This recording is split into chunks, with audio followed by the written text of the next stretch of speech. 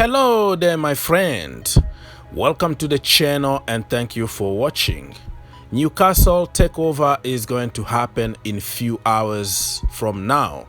Probably by the time you watch this video, it's gonna be already announced. Everything is pretty much done unless something dramatic happen the last minute. Because remember, the takeover was supposed to be happening like a month ago, and it was a lot of complications, a lot of politics involved, jealousy, all kind of complication happened that the Saudi decided to kind of step back a little bit and see what they can do. But finally this time, with lawyers, with them paying money to the Premier League about the copyright apparently that they broke for showing games, the Premier League games and all that, everything is done, everything is clean, and they allowed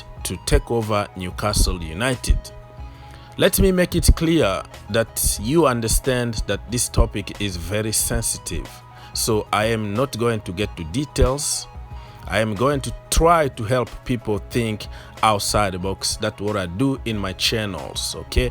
I try to help also the new generation to try to avoid the TikTok things, you know, the few second narratives that's happening on social media. Stop jumping on conclusions very quickly. You have to think outside the box. And nowadays, nobody wanna read anything.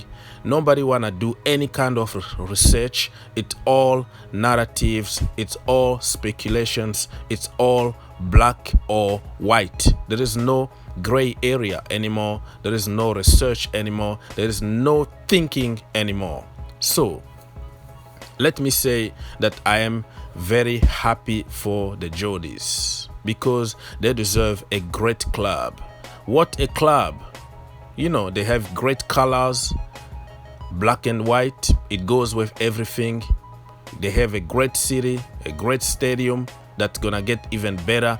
So they got everything, man. But their football being like yo-yos in the last years because of Mike Ashley. That guy pretty much was taking the club to in hostage somehow because the Geordies deserve better. Now, what is the problem with people try to blame everything on the new owners? Well, people, let me tell you that I don't condone any violation of the human right in any form, okay?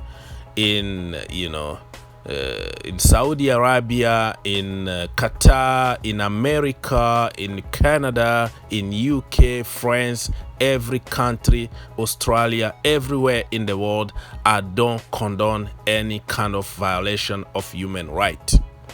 That is clear. The problem I have with this kind of accusations to certain specific countries or certain specific race or specific, you know, region or whatever, it's becoming sickening sometimes, you know. If you look at the history of pretty much big clubs around the world or around Europe, there is always something that they did at certain period to make them to the level that they are at. Real Madrid, Barcelona, supported by the king and the government of Catalonia. If you look at many other clubs, you will see that there is always some history of the slave, of something that happened. They had more money than other teams in that particular moment. Some people, some clubs were even linked with the mafia, okay? All kind of business dealings in football that happened in particular moment in the history that made them to the level they are. Unfortunately, when they got to that level and we have other new people trying to buy clubs and take those clubs to the next level, they are not happy about it. The traditional clubs not happy about it and will do anything to block the newcomers from taking over. I'm not gonna get to details because I don't want to make this video for hours, but you have to do some research. So when I see people try to sabotage Roman Abramovic, you know, the PSG owners, the Man City's owner, now the Newcastle owners, it's just because of jealousy. It's just because some people just want to be in power. They don't want to let it go. They don't understand that the world is changing and everything else is changing. The way they used to make money or they used to be big in the past is completely different than the new generation. You know what I mean? And they make it sound like everything oil is bad, you know? They make it the human right. So let me give you just a simple example, right? All the Americans owners, you know, they have like, you know, many stores around the world, and they have like a kid working in factories like for 15 hours without any rest and pay them pretty much like a peanut. That is clean money, right? Certain owners from the Premier League or other countries made their money from some dodgy businesses here and there. Some of them from adult movies. You know the movies that I'm talking about? I don't want to say the name here because YouTube is going to block my video, but you know, over 18, you know, some girls movies, and they invested the money back to football, but for some reason the money is clean money. Some owners like Kroenkes took a team from the poor community in St. Louis, Missouri to Los Angeles. Okay, clean money.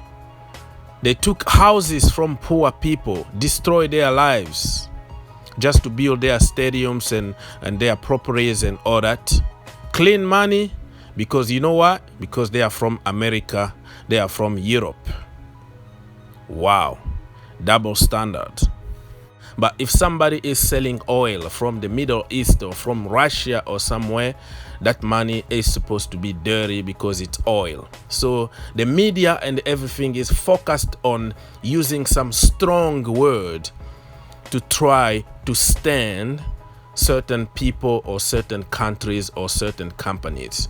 Everything from Europe, everything from America is clean. Whatever what they do, even if they don't pay the people who work for them or pay them peanut, no, it's clean money. Everything is fine, you know. But if somebody else did something apparently or is accused or something, the media got involved and they want to make that guy looks like a devil.